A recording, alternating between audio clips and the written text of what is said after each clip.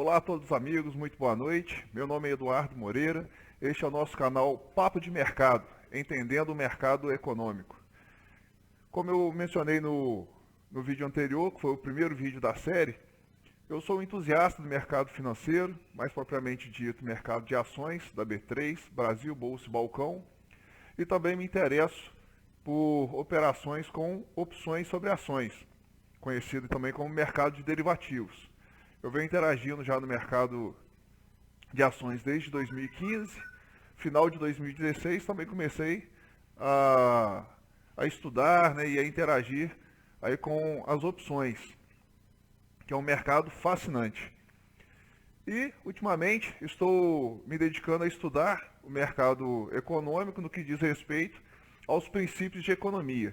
E, nesse sentido, eu eu resolvi desenvolver uma série de vídeos onde eu vou estar apresentando ali um resumo de cada tema que eu estiver estudando, né? E o intuito desses vídeos é registrar, né, essa experiência com esses estudos e também compartilhar essas informações, né, essa experiência que a gente tiver com os amigos, com todos aqueles que tiverem interesse comum nesse assunto. Bom, então dando início ao segundo vídeo da série Entendendo o Mercado Financeiro, com foco nos princípios econômicos, nós vamos começar com o tema que vai ser abordado hoje, que é fluxo circular da atividade econômica ou fluxo circular da renda, onde a gente vai estar tentando mostrar, né, como é a dinâmica desse mercado, onde são ofertados bens e serviços e também fatores produtivos, né? E entender um pouco aí como que é a dinâmica desse fluxo. Para isso, nós listamos aqui alguns objetivos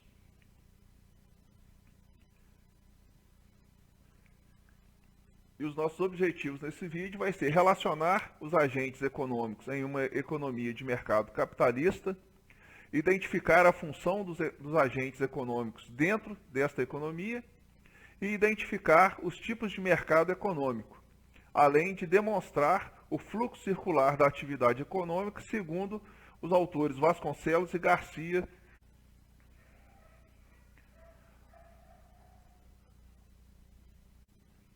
Bom, então dentro desse tema, fluxo circular da atividade econômica ou fluxo circular da renda, nós vamos começar, né, relembrando aqui o conceito de economia, que foi tratado no vídeo anterior, onde nós verificamos que, segundo Samuelson 2012, a economia é a ciência que estuda a maneira pela qual as sociedades, né, ou os mercados, né, as empresas, utilizam seus recursos escassos produzindo bens de valor e como esses bens são distribuídos entre os vários consumidores.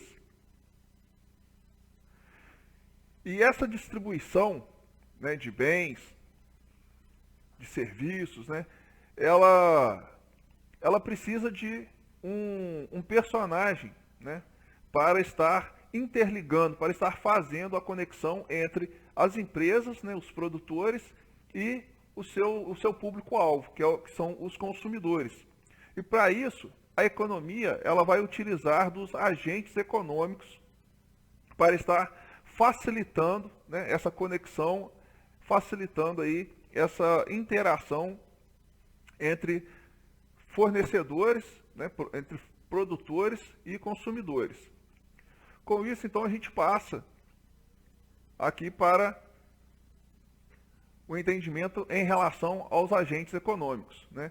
Onde os agentes econômicos dentro dessa economia serão todos aqueles que fazem parte desse mercado no sentido de conectar, né? De fazer essa conexão, essa ponte, ou aqueles que realizam, né, transações dentro desse mercado. A exemplo, né, de agentes econômicos, nós podemos considerar aí os produtores, que serão aí as empresas, as fábricas, né?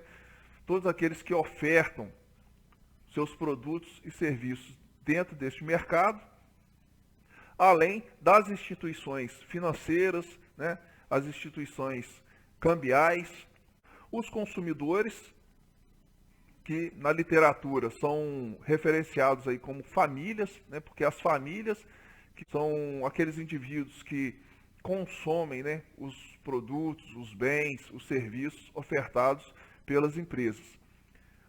E também vamos considerar o governo, né, o governo como um dos agentes econômicos. Em relação à função, né, em relação à função desses agentes econômicos, nós vamos verificar aqui que tanto os produtores, né, tanto as empresas, quanto as famílias, eles vão ter, né, a sua função bem parecida. Onde, em dado momento, tanto os produtores quanto os consumidores vão ter a função de ofertar. Né? E como que isso acontece? As empresas, elas vão produzir os seus bens, né, para ofertá-los dentro de um mercado, dentro dessa economia. Só que para a empresa produzir o seu produto, né, produzir o seu bem, ela vai demandar, né, ela vai necessitar, ela vai precisar de fatores de produção.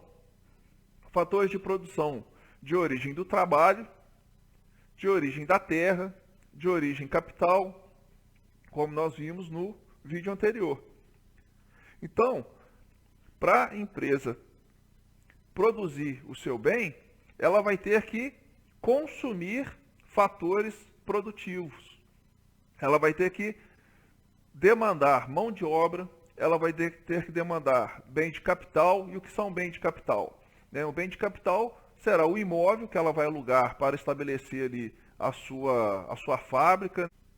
Então ela vai consumir esse fator de produção, ela vai demandar esse fator de produção. Por isso, em dado momento, ela vai ter a função de consumir, como também vai ter a função de ofertar. No caso das famílias, né, também é similar. Por quê? A principal função da família, né, é o quê? É consumir. Consumir bens e serviços ofertados pelas empresas. Só que em dado momento, essas famílias, além de consumir, elas também vão ofertar neste mercado. Elas vão ofertar a sua mão de obra, vão ofertar também outros fatores de produção. Quais são esses outros fatores de produção? São os fatores de produção de origem da terra, né? E também os fatores de produção de origem capital. Por exemplo, uma empresa precisa de alugar um galpão, precisa de alugar um edifício, um imóvel, para poder estabelecer ali a sua instalação. Ela vai precisar de alugar esse imóvel de alguém, né? Então, essa família, né, esse consumidor, até então classificado como consumidor, ele vai alugar o seu imóvel para a empresa. Nesse momento, né, essa família, né, esse consumidor, ele passou a ofertar um bem de capital para a empresa. E isso acontece por quê? Porque esse mercado, ele tem uma característica de ser interdependente, né? Os agentes econômicos nesse mercado, eles têm uma relação interdependente entre si, onde ora um está ofertando bem e serviço e o outro demandando estes bens e serviços, e ora o ofertante vai estar demandando fator de produção e as famílias vão estar ofertando este fator de produção, de forma que vai formar um ciclo, né? Vai formar aí um fluxo circular dentro dessa economia. E também não podemos deixar de citar aqui a questão do governo, né? O governo, dentro desse mercado econômico, né, desse fluxo circular, ele vai ter uma função especial, né? Uma função de provedor.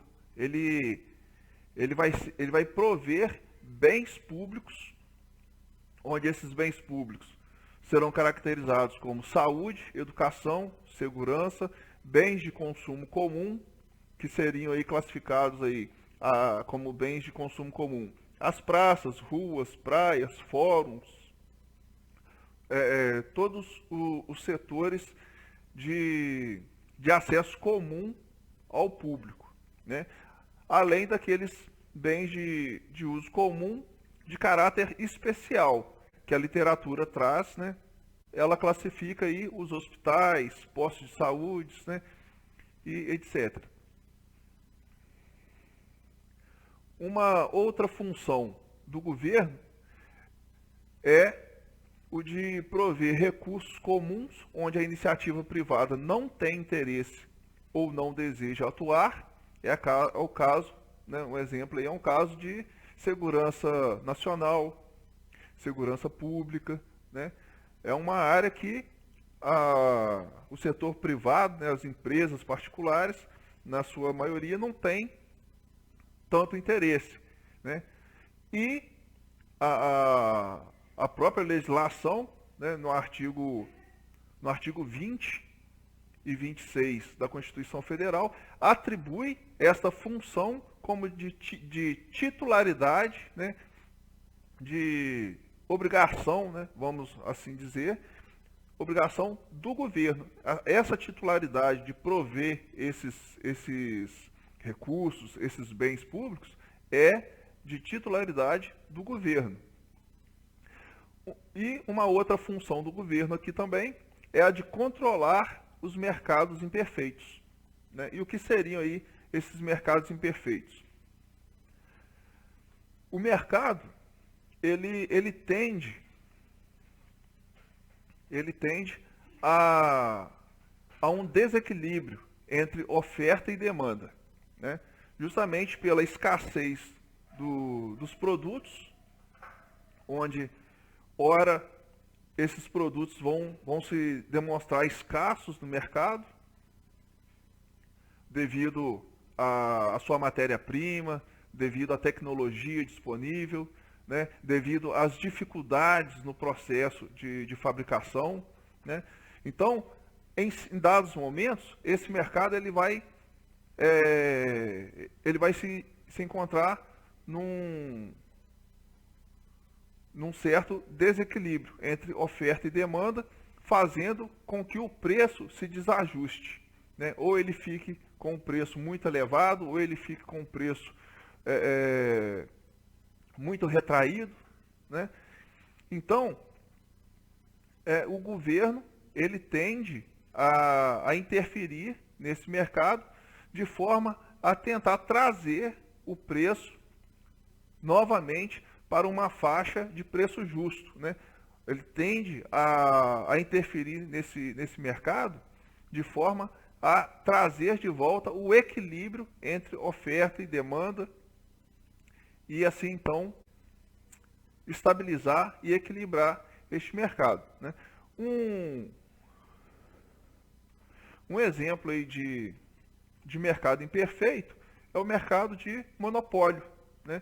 Onde uma determinada empresa, por direito legal, né, ou por domínio de uma determinada tecnologia, ela se faz única nesse mercado, né, seja ofertando um produto que é de sua exclusividade por direito, ou simplesmente por não haver outros produtos similares, né, outros produtos que sejam substitutos do produto fornecido por essa empresa. Nós fizemos uma pesquisa lá no Wikipedia, também no dicionário online, para tentar trazer aqui uma definição, né, melhor de monopólio. E nós vimos aqui que monopólio ele é uma palavra que deriva do grego, onde monos quer dizer um e pólen quer dizer vender, né? Ou seja, único vendedor ou único produto a ser vendido. E essa situação, né, é designada aí com a particularidade de ser uma concorrência imperfeita. Né? Por quê? Porque não existem empresas suficientes no mercado para competirem entre si de forma a não deixar, né, que uma única empresa ou um grupo de empresa interfira na definição do preço de determinado produto. Né? Então, se uma empresa ela detém ou o direito, né, ou o know-how para oferecer um determinado produto, e essa empresa ela domina esse mercado, essa empresa ela não tem um concorrente, não tem um produto que substitua o seu produto, o que vai acontecer? Ela vai aproveitar dessa vantagem, né, para tentar maximizar o máximo possível os seus lucros. Com isso, ela mesma vai definir o preço dos seus produtos, né, de forma a conseguir essa maximização de lucro, que é o objetivo de toda empresa. Né? E isso vai trazer um grande prejuízo ao consumidor. Por quê? Porque ele vai ficar à mercê, né, do preço que essa empresa impor no mercado. Dessa forma, o governo ele tende, né, a entrar em cena, né, interferindo nesse mercado, não permitindo esta prática monopolista, né, de forma a tentar incentivar com que outras empresas entrem, né, em concorrência para poder quebrar esse monopólio, ou então regular, né, definir normas, definir uma legislação, né, para tentar segurar ali o preço, tentar trazer esse preço a uma faixa de preço justo dentro do mercado. Mas essa questão de monopólio é uma questão que a gente vai estar tratando em um outro vídeo, que é um assunto longo, um assunto mais complexo, né? Então a gente vai estar tratando dessa questão em um vídeo mais específico. E aqui a questão da interferência, né, do mercado, que nós do governo, que nós já explicamos através dos órgãos reguladores, definindo aí, né, normas, leis, para tentar regular o mercado, impedindo, né, que as empresas atuem de forma incoerente, né, com o mercado. E para isso aí, né, nós temos aí a Agência Nacional de Petróleo, a ANP, a Agência Nacional de Energia Elétrica, a ANEEL, e a Anatel, que é a Agência Nacional de Telecomunicações, né? São aí alguns exemplos que nós trouxemos. Uma outra interferência que o governo pode estar fazendo no mercado é a questão dos subsídios, né? É o caso aí do subsídio da gasolina, onde para conseguir melhorar o preço, né? Amenizar aí o preço de determinado produto, no caso a gasolina, o diesel e o gás, o governo ele define um preço justo, né? Um preço mínimo ali que a empresa possa estar comercializando o seu produto, e em contrapartida o governo ele patrocina parte desse desconto, né, que ele definiu para que a empresa estivesse praticando o preço no mercado, né? Então, parte desse desconto no preço da gasolina, a própria empresa pode estar absorvendo, e parte do preço o governo ele entra com uma contrapartida financeira, com um incentivo fiscal, né? Vai usar lá a metodologia, a ferramenta que ele estiver disponível para poder compensar a empresa, né? Pelo desconto que ela está dando no preço e assim conseguir um preço justo que possa beneficiar, né? Que possa ajudar seja a população, seja os consumidores, né? Seja o próprio mercado em si.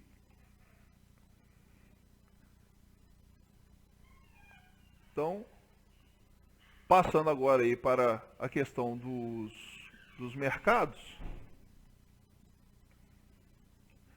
nós vamos ver que, segundo a definição de Vasconcelos 2012, nós vamos ter dois tipos de mercado, né? Basicamente, o mercado real e o mercado nominal. O que seria aí o mercado real? O mercado real, ele vai estar relacionado a tudo o que é palpável dentro do mercado econômico, né? Que pode ser negociado, pode ser consumido, né? Que pode ser adquirido dentro desse mercado. E nesse caso, nós vamos ter, por parte das empresas, né? Os produtos e serviços ofertados por essas empresas, né? Onde as empresas vão estar ofertando os seus produtos e serviços às famílias e também às famílias que vão estar ofertando a sua mão de obra, né? E outros fatores produtivos às empresas. Então, aqui nós temos um cenário, né?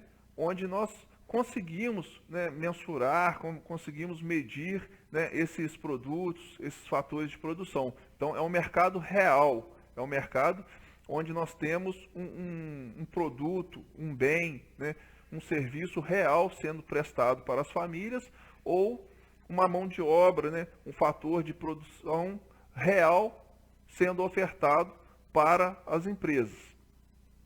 Já no mercado nominal, né, também referenciado aí como mercado monetário, esse vai estar relacionado aos pagamentos, né, vai estar relacionado ao fluxo financeiro, né, vai estar relacionado ao dinheiro em si. E nesse mercado, nós vamos ver os pagamentos que as empresas fazem para as famílias. Esses pagamentos, eles são referentes aí à mão de obra, né, e a outros fatores produtivos que as empresas consumiram das famílias e por isso essas famílias elas vão receber, né, elas vão ser pagas por essa mão de obra ou por esse fator de produção através de salários, através de juros, né, da rentabilidade, dos dividendos, né, recebidos pelo um dinheiro emprestado, né, por um dinheiro investido, né, nessas empresas e também pelos aluguéis. Já no ponto de vista das famílias, né, na questão das famílias, as famílias vão pagar para as empresas pelos bens e serviços consumidos. E este pagamento ele vai se dar através dos proventos, né, dos salários que as famílias receberam das empresas, né, através das economias que as famílias, né, fizeram, a sua poupança, né, a sua reserva financeira ali. Então, são os recursos que as famílias vão ter para estar adquirindo bens e serviços das empresas, né, e pagando assim, então, por estes bens e serviços. Então, resumindo aqui, né, o mercado real é o mercado onde vão ser ofertados bens e serviços, né, pelas empresas ou ofertados mão de obra e outros fatores de produção pelas famílias, né? É um mercado real, é um mercado onde se trata de coisas palpáveis, coisas reais. Já o mercado nominal ou mercado monetário, ele está relacionado à parte financeira, né? A parte de pagamentos, a parte está relacionada diretamente ao dinheiro que circula dentro desse mercado. E em relação, então, a esse fluxo, né? A esse fluxo, seja ele real ou monetário, né? Nós vamos ter dois tipos de fluxo, que é um fluxo positivo ou um fluxo negativo. Esse fluxo positivo, ele vai representar um cenário onde as empresas estão produzindo, né? Estão produzindo mais, estão gerando mais empregos e as famílias estão consumindo os produtos dessas empresas, né? E segundo Samuelson 2012, a tendência é que neste mercado, né, o governo não interfira muito, focando aí, é claro, no mercado capitalista, né? Então esse é o fluxo positivo, né? A característica do fluxo positivo, onde as empresas estão produzindo, né, a todo vapor, estão criando emprego, as famílias estão consumindo, né, estão recebendo os seus salários, estão recebendo ali os seus proventos e podendo consumir neste mercado, e o governo tem pouca interferência, né? O governo tende a não interferir neste mercado. Já no caso de um fluxo negativo, esse demonstra que a economia possui gargalos produtivos, né? A economia ela está em desequilíbrio entre a oferta e demanda, né? Os preços eles estão desajustados em relação àquele preço considerado justo no mercado.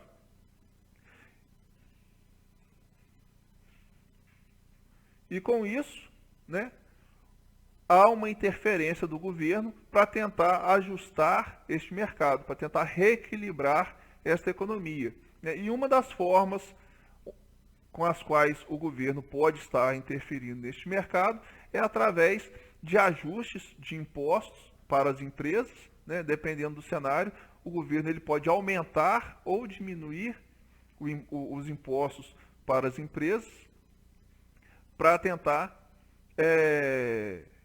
reequilibrar, né, a oferta pelas empresas. Uma outra forma de interferência é a melhoria na educação das famílias, né, investindo aí na parte aí de capacitação profissional, né, na parte de desenvolvimento, né, intelectual e profissional das famílias, adaptando, né, as famílias a novas tecnologias, né, é o caso aí dos cursos técnicos, né, é o caso de capacitação, né, dos profissionais no sentido de aprender a operar, né, um novo sistema, uma nova máquina, um novo dispositivo, né, implementado pelas empresas. Então, é a parte aí de capacitação profissional e desenvolvimento pessoal aí das famílias. E também, né, um outro tipo de intervenção é a intervenção no preço do produto, como, por exemplo, aí, os produtos agrícolas, que é o caso do arroz, da soja, do café, né? E esse cenário aqui é um cenário bem interessante. É um cenário bem interessante, onde nós podemos citar aí o exemplo, né, de um cenário onde em determinado período o preço desses produtos agrícolas eles podem estar tão baixo, mas tão baixo que não venha cobrir nem mesmo o custo dos produtores, né? O custo da produção dos agricultores, seja por um excesso de oferta desse produto no mercado, ou seja por outros fatores. Então, o governo que ele faz? Ele vai interferir nesse mercado, né, estipulando um preço mínimo que possa vir a ajudar esses produtores. E para conseguir ajustar, né, o preço nesse valor mínimo que compense para os produtores, né, para os agricultores continuar produzindo e vendendo o seu produto no mercado, o próprio governo ele vai, né, usar aí da Companhia Nacional de Abastecimento, ele vai começar a comprar esses produtos, gerando assim uma demanda nesse mercado, né, para tentar elevar o preço desses produtos até um valor mínimo que seja suficiente para ajudar, para favorecer aí, né, no bom sentido, é claro, os produtores, né, para que eles consigam pelo menos cobrir os seus custos. E logo em seguida, né, num outro período, numa outra fase, numa entre-safra, por exemplo, aonde a oferta desses produtos vai diminuir, né, porque às vezes a entre-safra, os estoques, né, os armazéns tiveram seus estoques consumidos, né, ao longo do tempo, e chegou na entre-safra, tem pouco produto para ser ofertado no mercado, né, e com isso os preços vão tender a subir. Então o que o governo faz? Ele utiliza desses estoques que ele acumulou na época onde o preço estava muito baixo, e ele fez a sua compra para tentar elevar o preço desses produtos, né? No caso da soja, por exemplo, o café. E agora, na entre-safra, onde os preços tendem a subir demais, o governo vai fazer o quê? O governo vai usar dos seus estoques para vender esses produtos no mercado, gerando assim uma oferta desse produto para conter a elevação do preço, né? E assim o preço começa a baixar, favorecendo agora os consumidores, que não vão ser sacrificados com preços muito exorbitantes, com preços muito altos desses produtos. E isso na economia, né, essa prática na economia é chamada de estoque regular, né, que é uma prática saudável, né, é uma prática muito interessante, né, da parte do governo, essa intervenção, de forma a trazer o preço de volta a uma faixa de preço de equilíbrio, né, trazer o mercado novamente a um equilíbrio entre oferta e demanda, e assim ajustando o preço a um preço justo. Aqui eu tenho aqui também um fluxograma que vai exemplificar melhor essa questão, né, desse fluxo circular.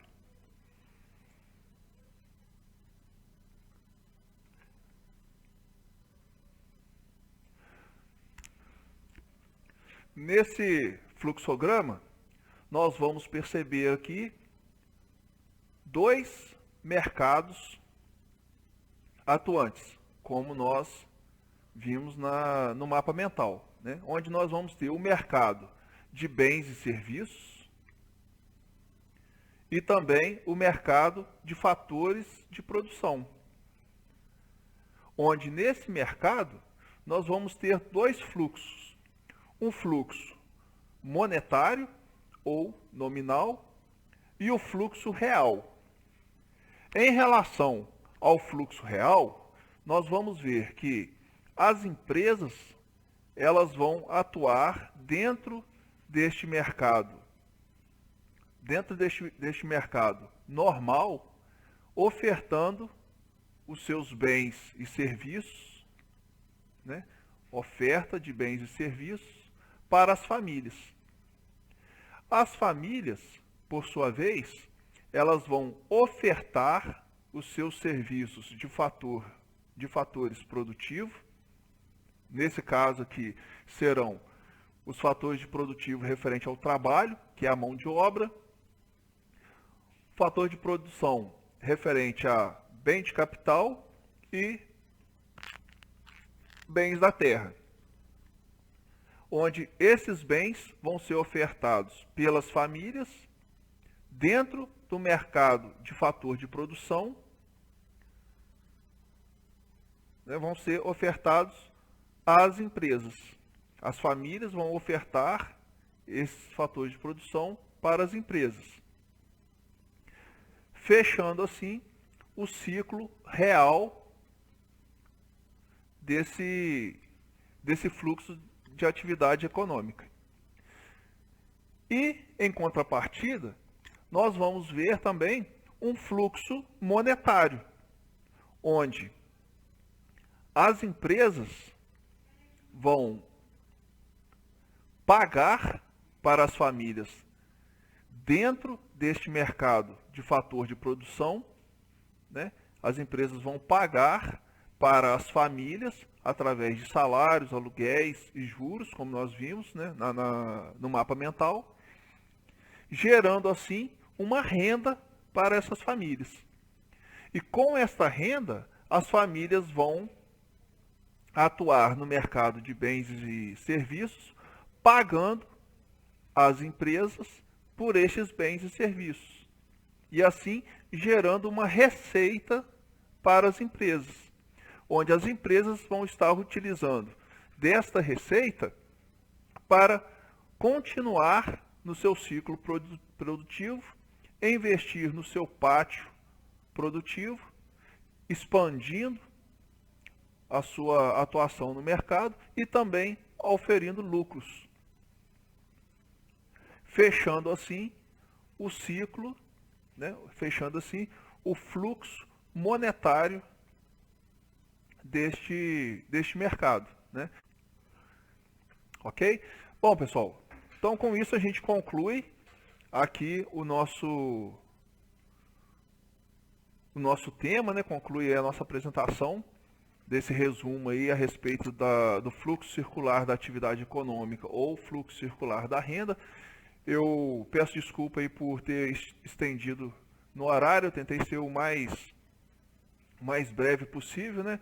Mas eu conto com a compreensão de todos, espero que vocês tenham gostado, espero que todos consigam tirar, né, algum aprendizado, né, algum proveito aí desse nosso material. E se você achou interessante, se você gostou, né, do tema aqui abordado, você achou que faz algum sentido para você o conteúdo que a gente apresentou, deixa aí o seu like, deixe também o seu comentário abaixo, né, visite lá a nossa página do Facebook, Papo de Mercado, Entendendo o Mercado Econômico, também o nosso canal no YouTube. E eu agradeço aí pela atenção de todos vocês. Fiquem com Deus e até o próximo vídeo. Muito obrigado.